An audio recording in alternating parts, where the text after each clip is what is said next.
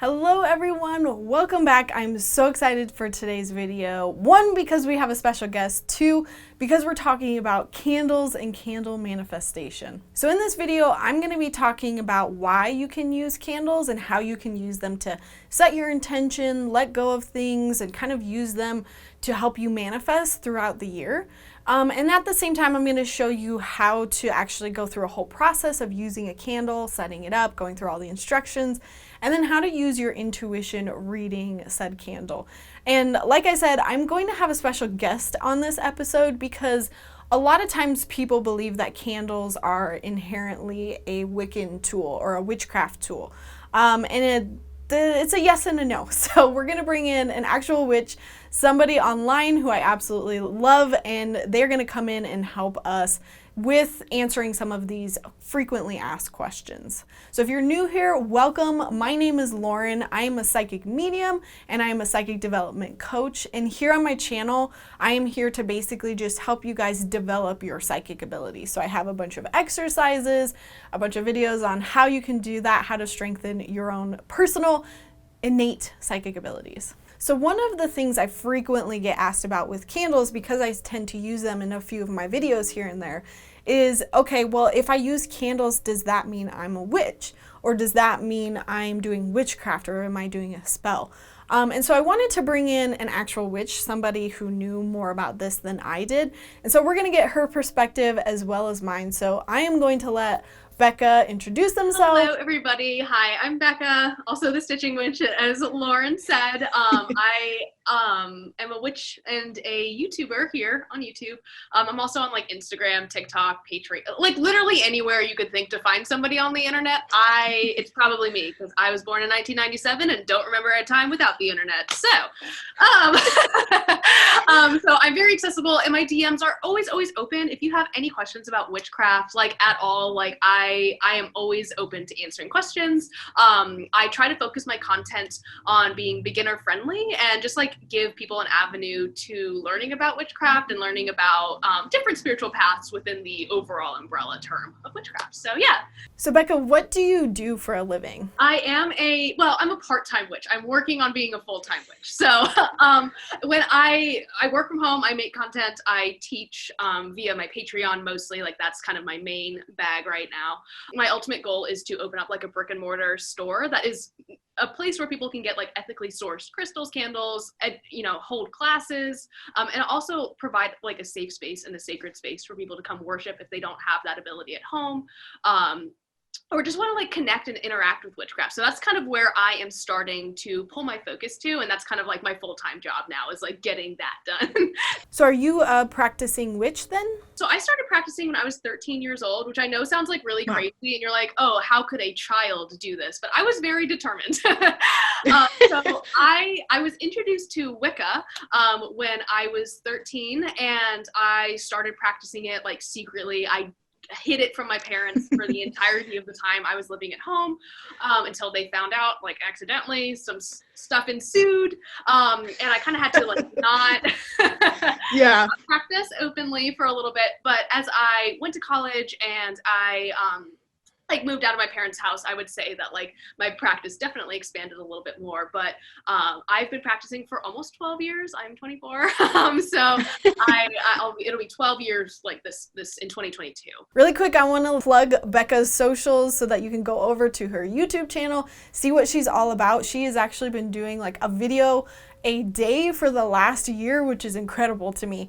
So she has a ton of resources, way more videos on this than I do. So if you're interested in the witchcraft stuff, if you want to learn more about it, check her out, because she's very much like me. She's focused on teaching and kind of introducing people to this realm. So Becca, are candles a Wiccan tool? Candles are a great tool that are often used in witchcraft because of how accessible they are.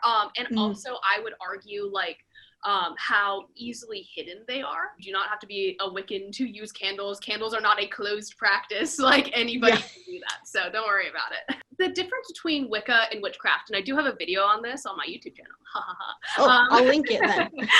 It's very early on. You're gonna have to dig for it a little bit. I'm so okay. But so Wicca in and of itself is a religion that was started by a man named Gerald Gardner in Britain. in the 60s. So it is a modern religion that people practice, and I started practicing when I first started. It has a set amount of rules. You have like a certain way you set up your altar. You worship like the Lord and the Lady, the God and the Goddess. It's a very earth-based spirituality, which I really love. And it's all about kind of like connecting back to the earth, following the cycles of the season. You have something called the Wheel of the Year, which is a series of 8 holidays on the solstices and on the equinoxes, and then 4 holidays between those. So they have like a pretty set, like it's a religion. It has a set book of rules that you live your life by. Witchcraft is a practice or a series of actions that one takes in order to enact change or perform magic, if that makes sense. So most Wiccans consider themselves witches, but not all witches are Wiccans. So I don't follow the core tenets or the core rules of Wicca. Therefore, I'm not a Wiccan witch. A lot of my practices are based in Wicca because it's kind of where I started. So like I still love following the Wheel of the Year. I think it's really beautiful. And those holidays anyone can practice, but I take out the religious aspect of it and I focus it back on more celebrating the seasons or the harvest or springtime and stuff like that. So it's a little bit like non-denominational witchcraft is the best way I describe it. So if you're using a candle, is it a spell? I think when you are using candles, they can be done in a spell, of course, but just because you have a candle lit doesn't mean that you're like casting anything. I think the intention needs to be there. And if you're not intending to use a candle for a spell, then it's just a candle. I think that's so helpful to know because I think a lot of people are worried that they're going to use a practice incorrectly, but I think this is just proof to show that you don't have to be Wiccan to use candles. And heck, even if you are not Wiccan, but you don't mind and you kind of want to do witchcraft practices, but maybe you don't believe in it, this just goes to show that you can do witchcraft practices, but not be of the Wiccan religion. So why might we want to use candles? Why would we want to use this? Now, personally, what I found is I like to use it to just further set an intention that I have. So pretend I'm just going through a lot and I want to release something, I'm going to pull out a candle. Or maybe I'll pull out a candle if I want to invite something into my life and I want to be really serious about it and feel like I'm doing something maybe a little bit more than journaling or just intention setting in my head. It's kind of like an extra oomph is what I would like to describe, but let's see what Becca has to say. I really like to use candles when I am manifesting something because if we think about candles and the element that they are associated with, which is fire, fire is a very creative element. Fire is very like creative and also expansive. So if we think about like bonfires, even if we just are focusing on the flame of a candle. So I like to use it when I am manifesting something for myself. So I think essentially you can do this whenever you want, but if you want to use the moon cycles, if you're into that, new moons are a great time to welcome in energy, whereas full moons are a great time to release energy. Now, if you don't necessarily want to wait around, but maybe you want to use a certain day of the week in specific, I will list all of those kind of right here of what the different dates are, what the different days are and kind of their properties kind of astrologically. So if you would rather do a Sunday versus a Tuesday or a Wednesday versus a Thursday, they might have a little bit more meaning or a different kind of energy to them. You don't have to do this. Again, it's more about your intention. I don't think that there is necessarily a specific time to do candle magic.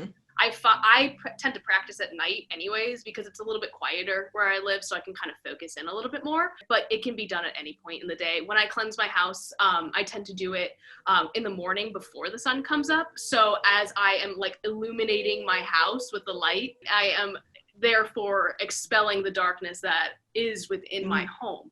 So I tend to do things with candle work when it is dark outside, but I don't think that it's not like necessarily tied to that.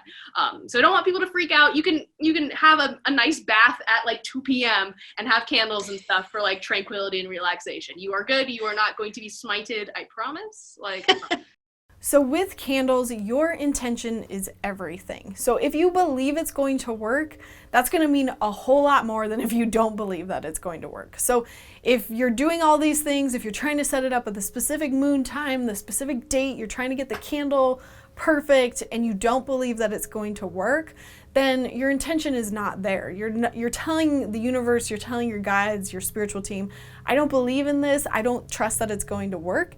And that's the key to making candles work, is that you have to believe that they will. So even though I'm giving you guys all of these kind of like various resources, at the end of the day, trust your intuition and what feels best to you, because when it feels best to you, that's going to be what furthers your intention and your belief that this candle is going to be representative of the energy that you're trying to put out. So before you even worry about what candle you're getting, what you're doing, just make sure that as you go into this, that you have your intention set. You know why you're using this candle, you know what you're looking for, you're certain, and you believe that it's going to work. So now we're gonna get into the actual steps of how to do like a full candle setup. And so the first thing we are going to start with is obviously our intention. So we've got the date, we've got, whenever we're going to do it, we've got all of our supplies at hand, which I'm going to go over here in a second. And you're sitting down to use your candle and you want to set your intention. What is it that you're releasing? What is it that you're trying to invite in? Being very clear about what you want is super important here. This is just manifestation 101. If you're not clear, the universe doesn't know what you want, and then it's just, I don't know. You might manifest something you don't mean to manifest. I did a prosperity working a couple of weeks ago, and I had a time frame and everything, but I didn't put the amount down that I was trying to manifest for myself, or like the approximate amount, right? Yeah. So 2 weeks later, like I wanted, I walked outside and I found 37 cents just on my front porch, and I was like, I wanted a little bit more. Yeah, like great, I can buy like a third of something at the dollar store, I guess. But it was just really, really funny, and I was like, damn. So like I, as a practitioner of 11 years, still make those mistakes. So like don't be like worried about anything like that. If it happens, it happens. I'll just make sure I choose my words a little bit more carefully next time. The next step I have is protecting yourself. Now you can do this if you absolutely feel like you need to do this. I don't necessarily feel like a candle alone will invite in bad things, but if you're nervous about it or if it just makes you feel good, absolutely protect yourself. You can say a prayer, say an affirmation. I basically just say only spirits of my highest and best good can be here, can be talking to me, can be receiving my message. Next, you want to pull out your candle. And so there are a ton of different types of candles out there. The more traditional, cheap, small ones, those are going to take about an hour to burn. And those ones are probably like 25 to 75 cents at your local metaphysical store. I will also link a bulk box of them down below. And then you have kind of votive style candles. And I would say that these usually last about like 12-ish hours. And then you have pillar candles, and pillar candles are a lot bigger. Sometimes they don't have glass around them. Sometimes they do have glass around them. This one, I swear, was the only one that I could get at the store last minute. I do not like the shape of it. I know I'm going to get comments. I apologize, but it was all they had. But basically, this is not like completely intentionally phallic. Basically, some pillar candles are segmented into 7 chunks. So you can see the 7 different segments of this candle.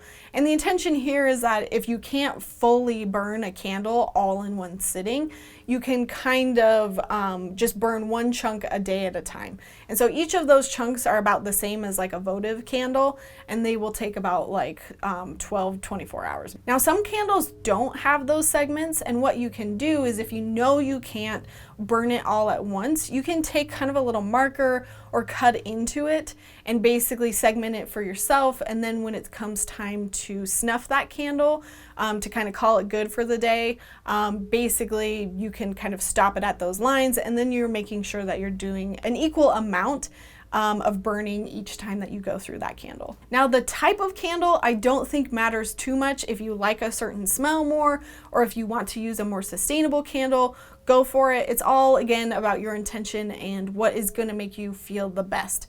So if you need to just do a 25-cent candle at the dollar store, like, do it. It's okay. You're allowed to. Like, don't go out and spend like a bunch of money on stuff if you're not going to use it. Like, that is my biggest thing. Like, for sure, like, 100% support witchy businesses. That's not what I'm saying. But I have fallen into this trap myself where I'm just like, yeah, I'm just going to go like get a couple candles, like, you know, whatever. Like I'm just like on Amazon, like shopping. And then I spend like $400 and then it's not good, you know? Now, when it comes to candle colors, I will give you kind of the basic outline of like what candles might mean what.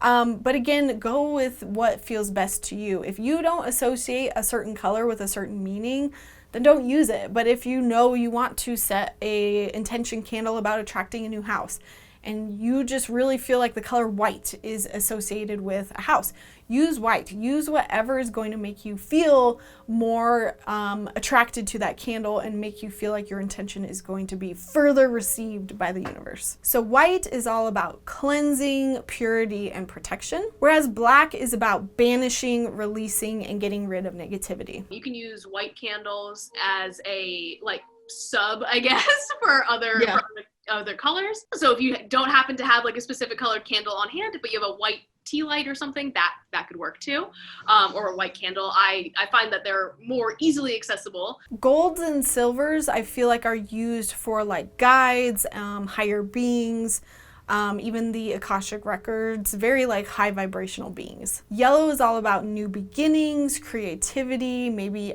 being intellectual. Gold and yellow, for example, because there can be several different types of shades of a color, could be about prosperity or money, or even again getting into maybe angels or guides. Orange could be about healing, vitality, your sacral chakra. Pink, emotions, friendship, love, naivete. Red could be about passion, sex, love. It could be about body, blood. Purple, I like to use for spiritual work, intuition.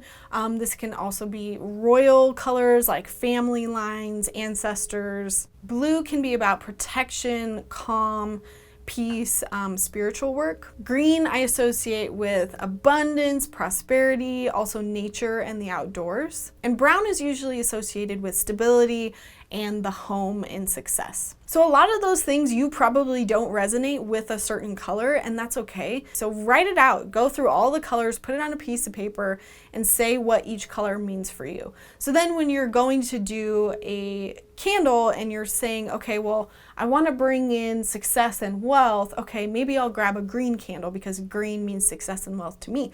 But heck, maybe yellow means success and wealth to you. So then maybe you get a yellow candle. So find the personal meanings for you and maybe keep a note of it, but also be flexible because as time goes on, you might change what those feel like to you.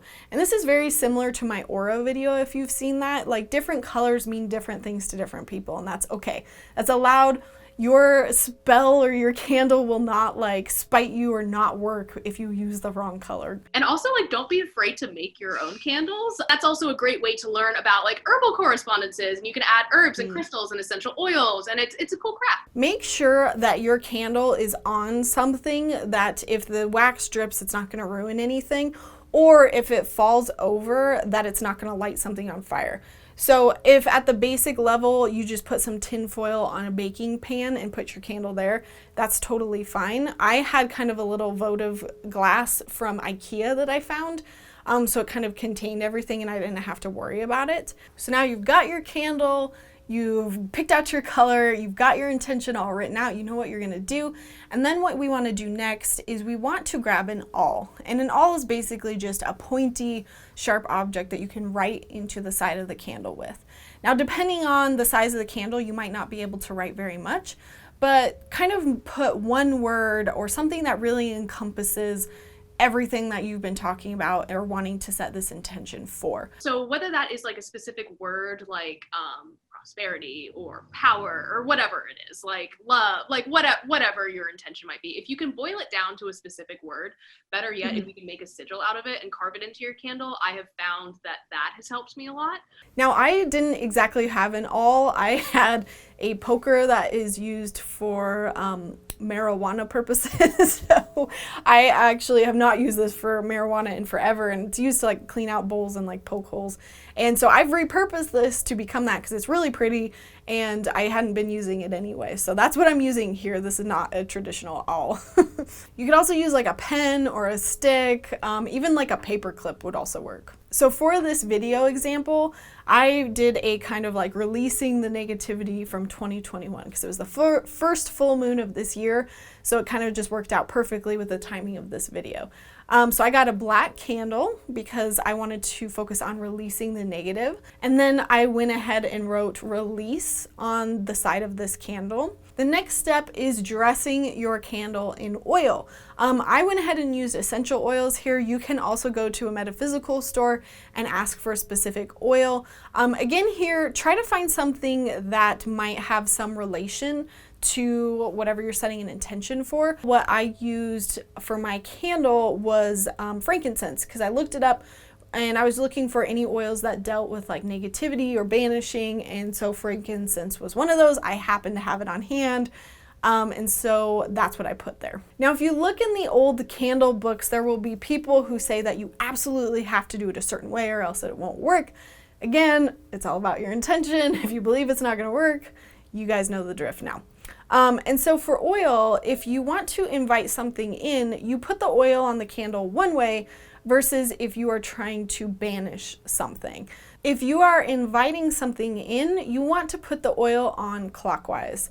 So you put it on the very top of the candle, the bottom of the candle, and then around the sides of the candle in a clockwise fashion. And then if you are kind of swiping the side of the candle, what you want to do is go in towards the center. So you're swiping up and in towards the center. Whereas if you're releasing something, if you're trying to get rid of something, when you're putting the oil on, you want to do so in a counterclockwise fashion.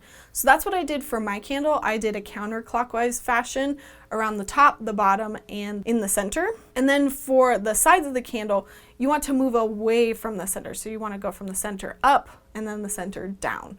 Again, you don't have to do that, but if it helps you set the intention, if it makes you feel like you're putting in an extra oomph to your intention, then go for it. So that's just a way that traditionally people have used for dressing their candles. And then what you do from here is put any herbs on that candle. Because it's got all that oil on it, it's a lot easier for it to stick.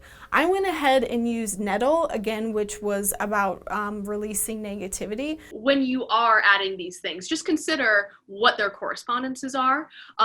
The Scott Cunningham's Encyclopedia of Magical Herbs is kind of my go-to reference book, but a lot of witchcraft books have reference sections for herbs as well. So next, what you want to do is put any props or anything around the candle that might hold significance to your intention setting.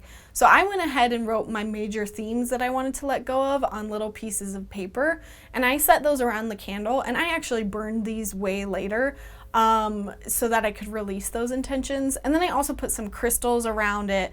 I put smoky quartz around it because that to me felt like it was releasing negativity.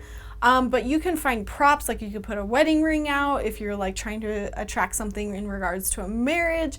You could put out a little baby doll if you're trying to attract a baby. I don't know. I love setting up altars. I think that it's really, really fun. It's something that you could be really creative and intuitive with.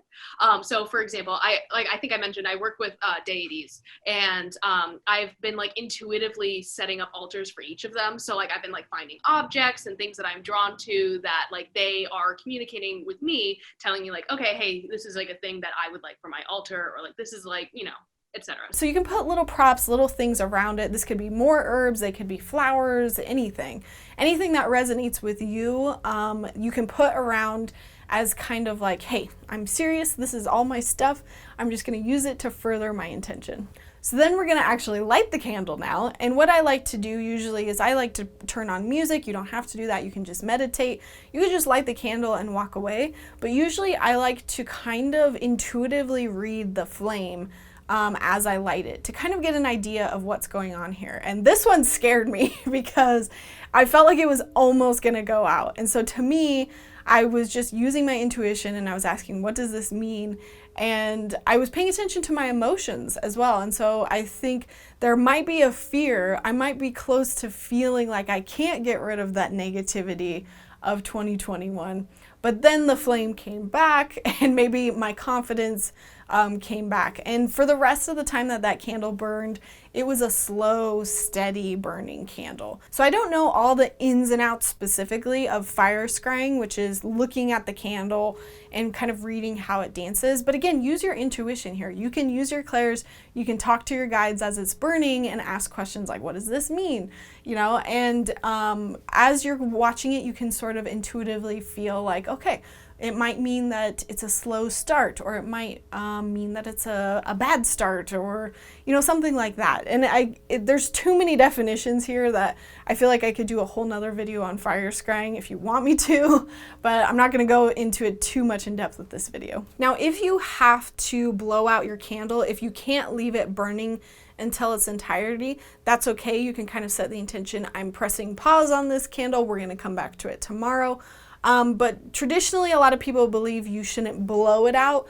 You should actually snuff it out using a snuffer, or at the very minimum, they said you could lick your fingers and kind of like pinch it out. That to me is like terrifying, so I won't do that.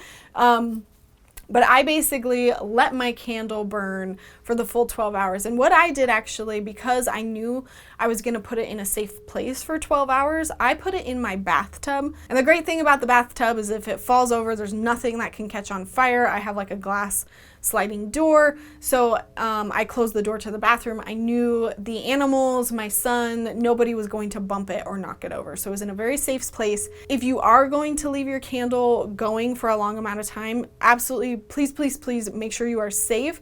Put it in a safe spot. Your intention is not going to matter very much if you burn down your whole house. And when your candle is all done, traditionally, I think shamans and maybe even Wiccans, what they do is they take the kind of leftovers and put them outside, either in the dirt or maybe a body of water. They don't really throw it in the trash. They kind of just return it back to the earth. Again, I think this isn't going to screw up everything. I think, again, it's all about intention. But if you feel like you want to do it and you want to do it right, and you want to respect the tradition of it, go outside and kind of dump the rest of the wax somewhere that is safe to do so. Now, next, I want to ask Becca, if we liked this, how can we find more? Are there like instructions out there? Can we find more candles workings out there? I tend to write my own personally. I don't really like to do other people's spells, and there's nothing wrong with that. Like, I don't want to dissuade people from doing that. I just find that like when I personalize it to my practice, it's more successful. So like when I have my own verbiage, when I do the research and I put the work in, the spell is more likely to go well than if I just like picked up a book and was like, okay, on page 392, like, here we go. But again, that's also fine. So I would like recommend that people take a look at, if they are interested in spells or getting into witchcraft, looking at spells like in spell books. And for sure, if you want to try one, that's cool.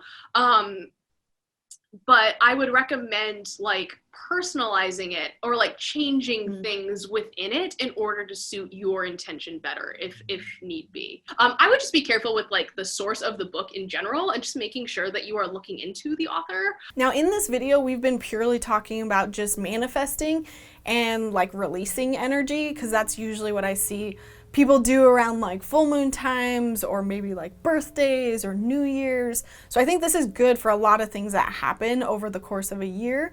But there's more that you can use candles for. So another thing you can use it for is for protection.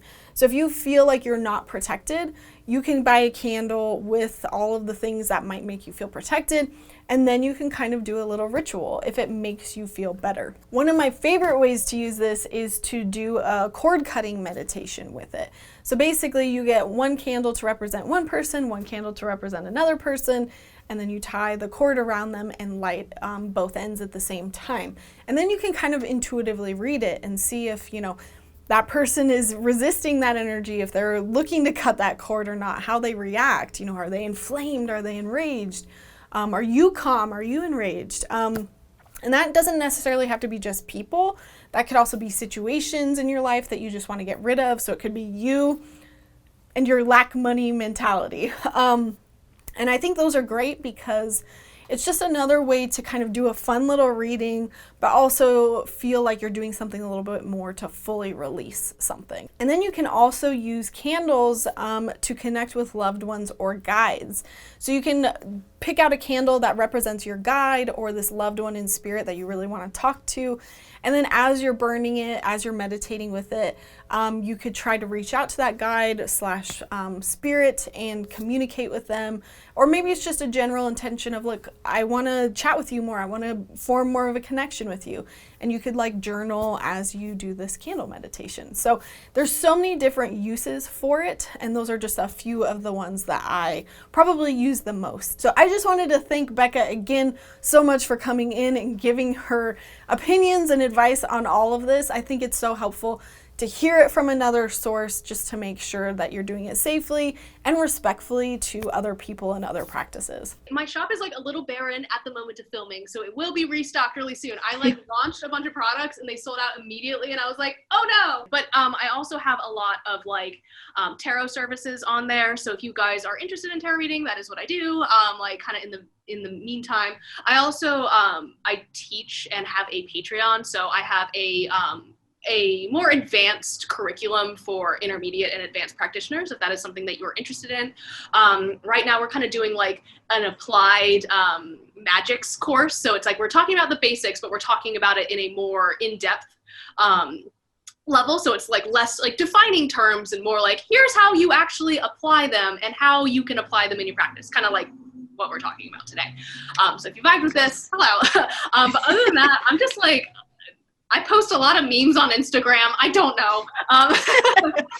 But yeah, you can check me out all of the places. And my DMs are like always open to people. So like if you have a question about anything that we talked about today, or like anything in the witchcraft like world in general, I am always happy to talk about that. And my pages, all of my pages are safe spaces for beginners. So that means that there is never any judgment and there's never any like gatekeeping or like anything like that, where it's just like, well, you should know. Like I don't believe in treating people like that. So if you have any questions, I am always someone who you can talk to. So yeah. Awesome. So again, please go check out Becca and her channel. She's got a ton more resources on this. So if you're more interested in learning and I just don't have a whole lot here, check out her channel. She will get you help and she will get you started on all things witchcraft.